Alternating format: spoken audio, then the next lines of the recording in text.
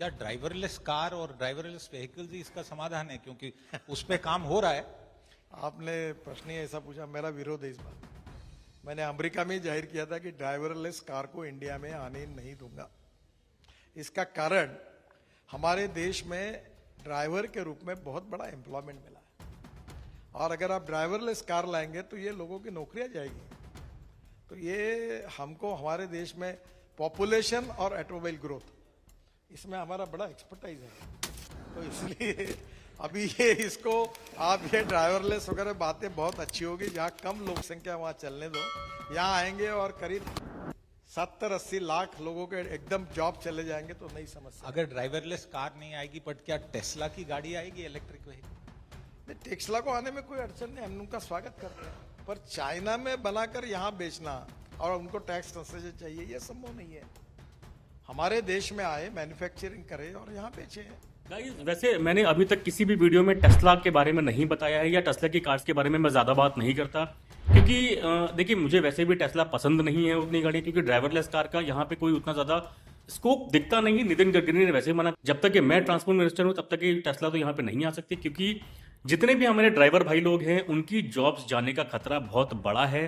इस वजह से ड्राइवरलेस कार को मैं तो यहाँ पे आने नहीं दूंगा, ऐसा कहना था अपने नितिन गडकरी जी का। The aspiration is to make India the #1 manufacturing destination as far as the automotive sector is concerned, and that all reputed brands are in India, with the exception of one, Tesla. Elon Musk is in the news today. He's of course bought out Twitter, and I know that there have been conversations on with the Indian government, but it's not just Elon Musk. There is a concern on high duties in the context of demand visibility, especially when it comes to new technologies like electric vehicles, etc.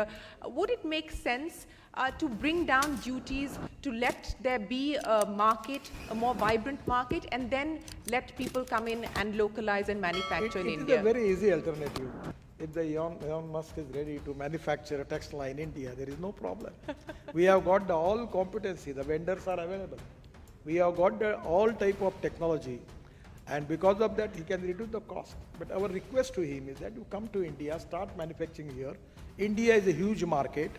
The export availability, everything, ports are available. They can make their export from India. And he is welcome. He is welcome in India. We don't have any problem. But suppose he want to manufacture in China and sell in India, it cannot be a good proposition for India. Our request to him is, come to India and manufacture here. लेकिन फिर भी एक updated news आई है तो मुझे लगता है कि आप तक पहुंचानी चाहिए। आप तक पहुंचा रहा हूं। टेस्ला का जो मॉडल वाई है, इसका फेसली वर्जन लॉन्च कर दिया गया है और ये रिवील किया गया है अभी चाइना में। इंडिया में तो खैर इसको आना ही नहीं है और अभी आएगी भी नहीं। आने वाले सब में क्या हो सकता है कुछ पता नहीं है, क्योंकि भाई ये इंडिया है, कुछ भी ले दे के काम चल जाता है। तो आगे देखते हैं क्या होता है, टेस्ला आती है इंडिया की नहीं आती है। लेकिन एक कहना इनका ये भी सही है कि आप यहाँ पे मैन्युफैक्चरिंग प्लांट लगा दीजिए, उसके बाद आप सेल आउट करिए, नहीं तो गाड़ियां आप बेचोगे उसके ऊपर टैक्स इतना ज्यादा हो जाएगा, 100% तक का टैक्स लग जाएगा और आप अपनी गाड़ियां बेच नहीं पाओगे। 30-35 लाख की गाड़ी आपको 75 या 80 लाख की मिलेगी, तो कोई मतलब नहीं है देने का। फिलहाल टेस्ला मॉडल वाई जो लॉन्च करी गई है फेसली वर्जन में, इसकी जो रेंज निकल के आ रही है वो आ रही है 719 किलोमीटर पर चार्ज। उसके बाद इसकी जो रियल व्हील ड्राइव है उसमें निकलती है 593 किलोमीटर की चार्ज, और ये 0 to 100 5.9 सेकंड्स में पकड़ लेती है।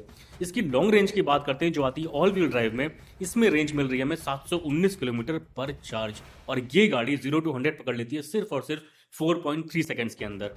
47 mm बड़ी है पहले वाली से, कहीं ना कहीं इसका व्हील बेस जो है वो बढ़ा दिया गया है। उसके बाद अगर हम बात करते हैं तो कुछ लाइट बार्स लगाई गई हैं फ्रंट और रियर में, जैसे अपनी इंडियन कार मार्केट में चल रहा है ना ट्यूबलाइट लगा देना। Hyundai वर्ना में सबसे पहले आई थी ट्यूबलाइट, उसी तरीके से टेस्ला मॉडल वाई के अंदर भी ट्यूबलाइट आगे लगा दी गई है, जिसको हम DRLs बोल सकते हैं, कनेक्टिंग DRLs बोल सकते हैं।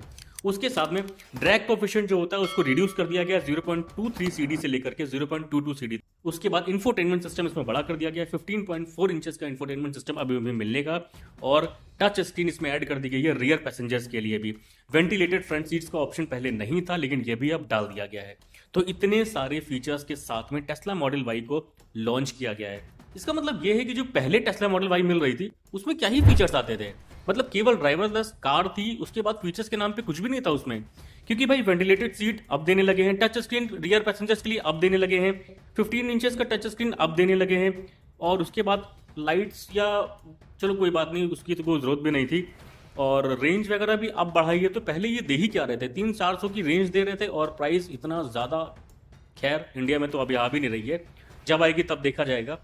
बोलते तो हैं कि टेस्ला बहुत सही है, रेंज जो बताई जा रही है रेंज वैसी निकल के आ रही है।